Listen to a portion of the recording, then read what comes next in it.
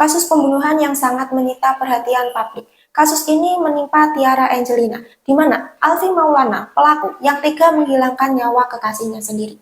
Kasus ini memilukan karena Alfi dan Tiara menjalin hubungan tanpa ikatan resmi, tetapi mereka sudah tinggal satu rumah, di mana mereka tinggal di dalam satu kosan bersama.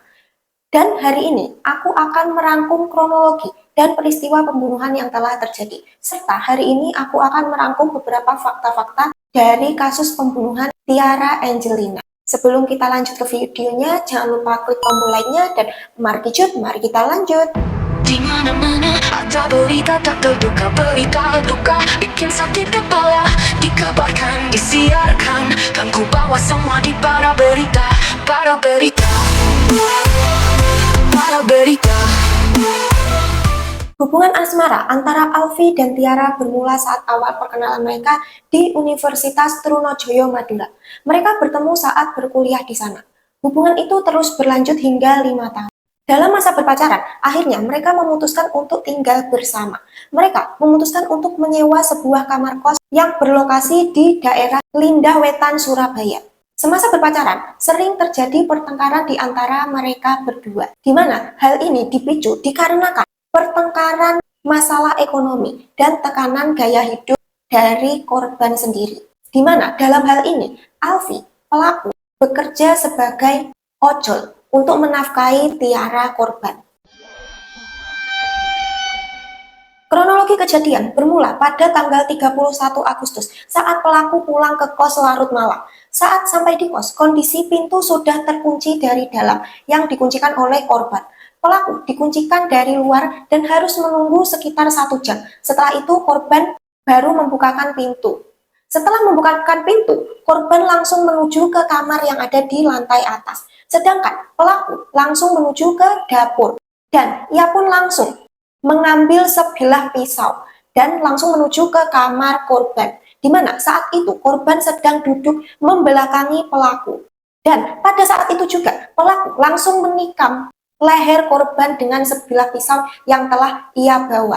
Karena hal tersebut, korban langsung tewas di tempat. Setelah melihat kekasihnya tewas, Alfi langsung menyeret jasad korban ke kamar mandi kos. Lalu, di dalam kamar mandi tersebut, jasad Tiara dipotong-potong. Pelaku memotong tubuh korban menjadi beberapa bagian kecil.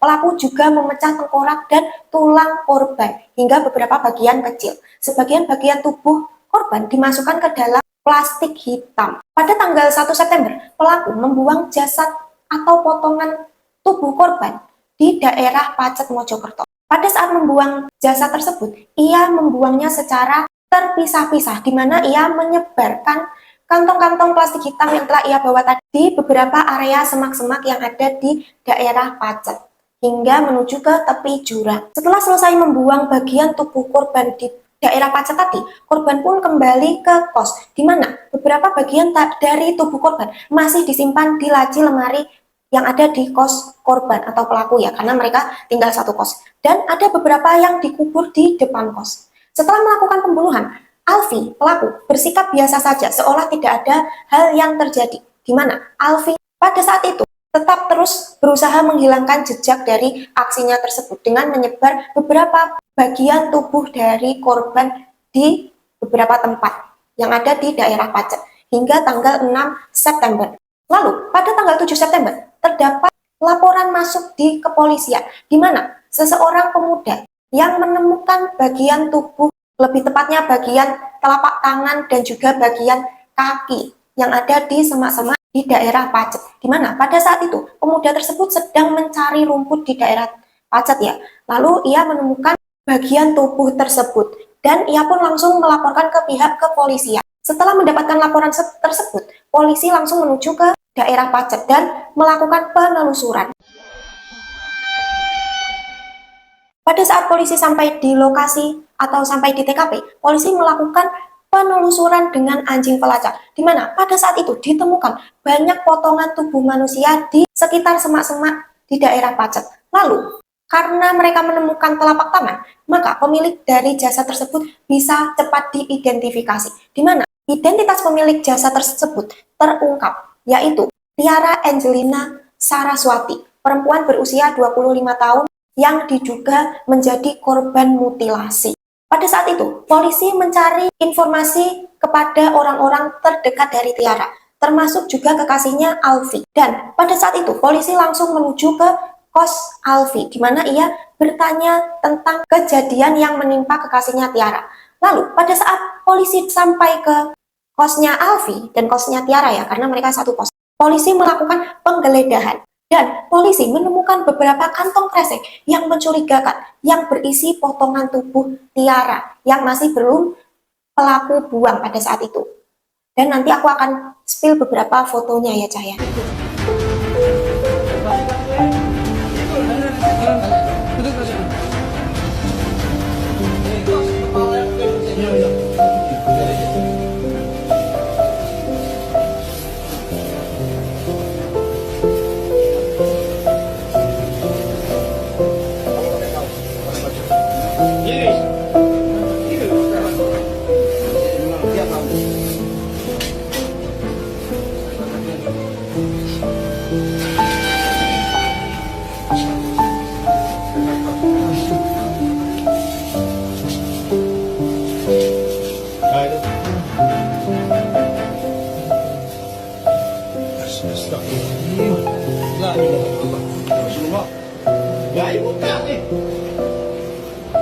Kamu tiap hari nggak pernah keluar, sejak kejadian itu.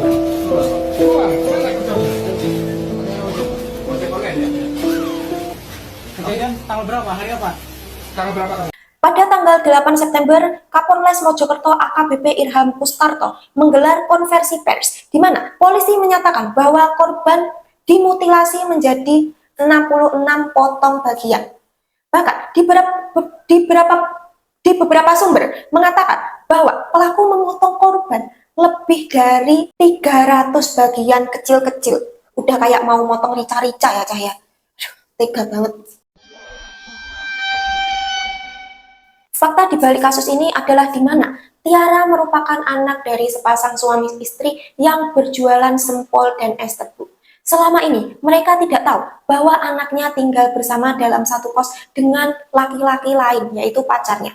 Tiara sudah lama tidak pulang menjenguk orang tuanya, karena hubungannya dengan orang tuanya tidak baik.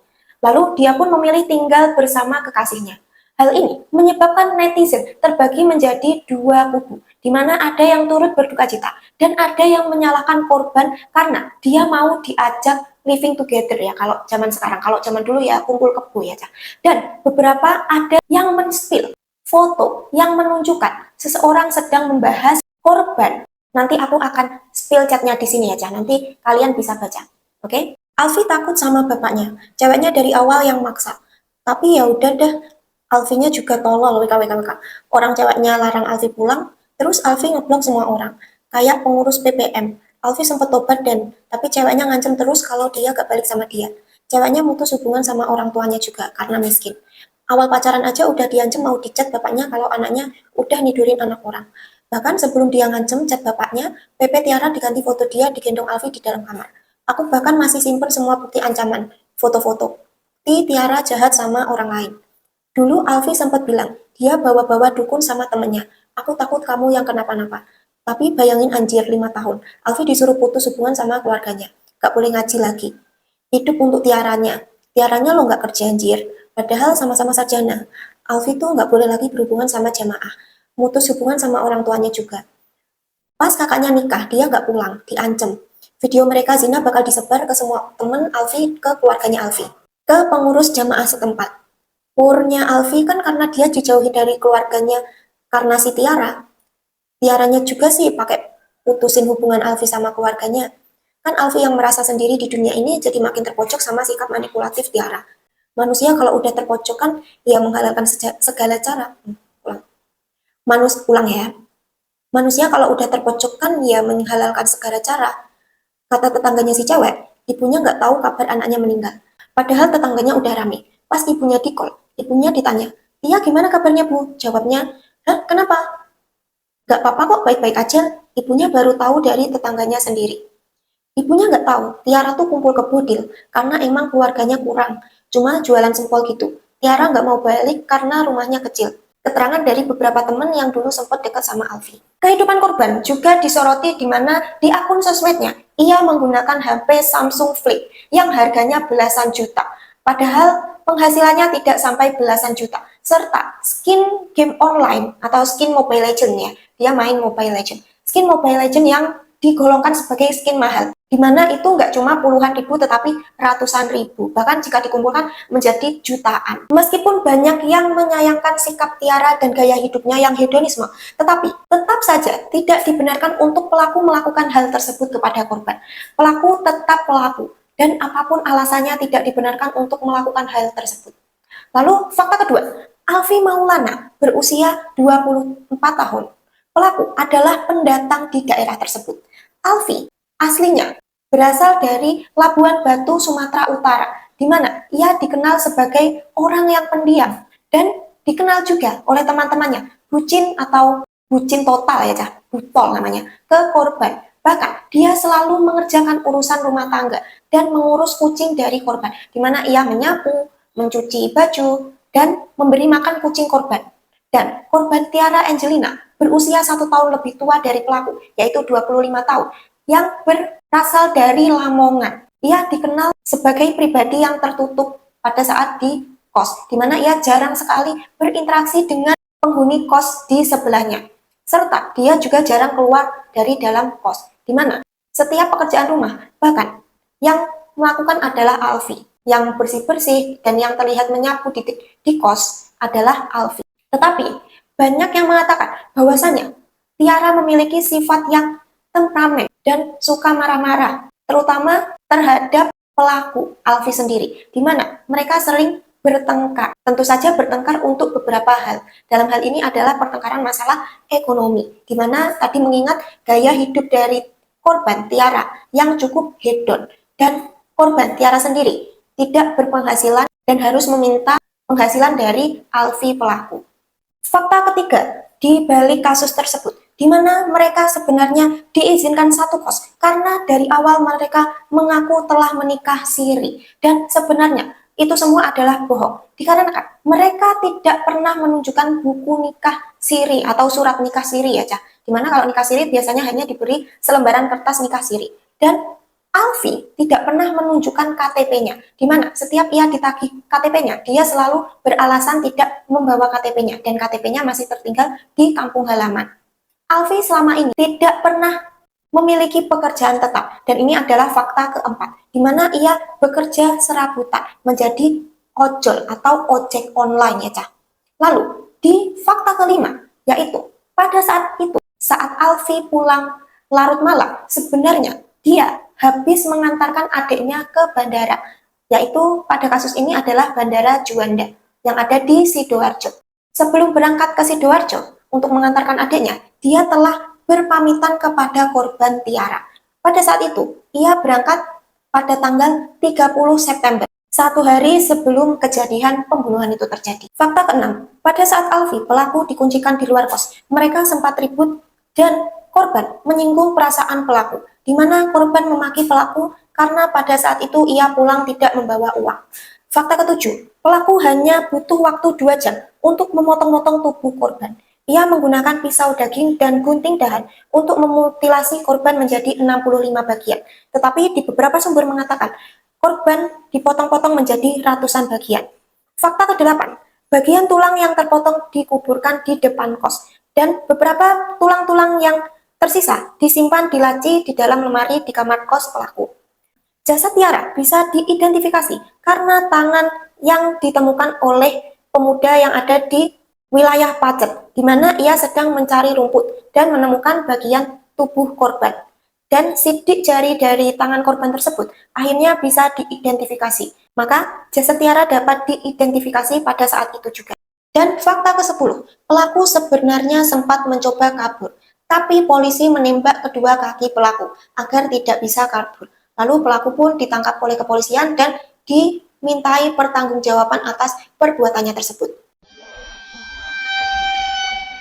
Setelah kejadian tersebut, pemilik kos langsung menggelar doa bersama untuk korban. Puluhan warga lain juga ikut dalam doa bersama tersebut. Bahkan keluarga dari Tiara pun ikut dalam kegiatan doa bersama tersebut. Setelah itu, langsung diadakan rekonstruksi, di mana pelaku mengulangi 33 adegan.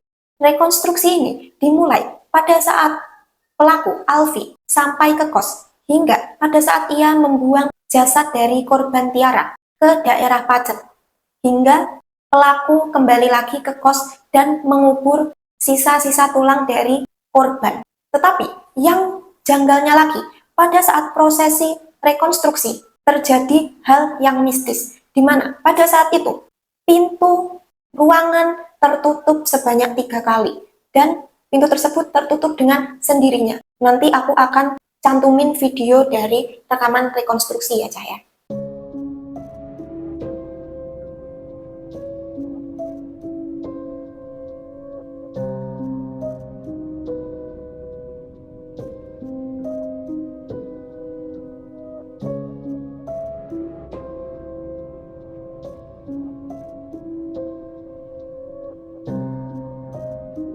Benar-benar serem banget ya, Cah. Di mana nyawa manusia bisa melayang karena amarah. Di mana yang mengakhiri adalah orang yang kita sayang. Di mana cuma butuh 2 jam untuk memotong-motong korban sendirian. Dan enggak ada orang yang tahu pada saat itu, Cah. Di mana panitia kurban aja motong-motong sapi enggak secepat itu. Dan dipotongnya pun kalau panitia kurban dipotongnya rame-rame. Ini pelaku melakukan penbunbunan tadi dan memut-mut tadi ya, memotong-motong tadi sendirian hanya butuh waktu 2 jam. Benar-benar udah di luar prediksi aja, gila banget. Itu kayaknya dia bukan motong sendirian tapi dibantu sama setan, Cah. Benar-benar kesetanan banget ya. Dan dari kejadian ini kita juga belajar untuk menjaga diri kita. Jangan suka kumpul kebo ya, Cah. Atau trennya sekarang kan living together ya, Cah. Jangan living together atau kumpul kebo dengan pasangan yang belum sah. Dan kita juga harus menjaga diri kita dan ucapan kita. Kita jangan sampai melukai hati orang lain. Serta kita juga harus senantiasa menjaga emosi kita supaya enggak kebablasan sampai melakukan tindakan kriminal. Kita harus menjaga emosi kita dan ucapan kita ketika marah. Dan yang paling penting adalah kita harus hidup sesuai dengan kemampuan kita. Jangan memaksakan kemampuan diri kita, dimana kalau kita belum mampu membeli sesuatu atau kita belum di level tertentu, ekonomi tertentu, kita jangan memaksakan diri untuk menuruti hidup yang hedonisme. Oke, Cah, sekian video para berita hari ini. Terima kasih udah nonton video tentang kasus ini. Maaf banget kalau aku uploadnya lama ya, Cah, dikarenakan aku masih harus research beberapa informasi, karena banyak banget informasi yang simpang siur di luar sana. Jadi aku harus mencari-cari dan ngefilter dulu dan ngerangkum semuanya buat kalian, Cah. Oke, Cah, sekian video para berita hari ini. Jangan lupa klik tombol like-nya dan jangan lupa komen di bawah pendapat kalian tentang kasus ini. Karena kasus ini tuh bener-bener miris ya, Cah, dimana hal ini menimbulkan pro dan kontra sebenarnya ya, Cah. Jangan lupa komen di bawah pendapat kalian, dan kalaupun ada informasi-informasi yang kelewat, jangan lupa komen di bawah juga supaya kita bisa diskusiin bareng-bareng. Oke, Cah? Dan sampai bertemu di para berita selanjutnya. Di mana-mana ada berita tak terduga, berita duka bikin sakit kepala, dikabarkan, disiarkan, kan ku bawa semua di para berita, para berita, para berita.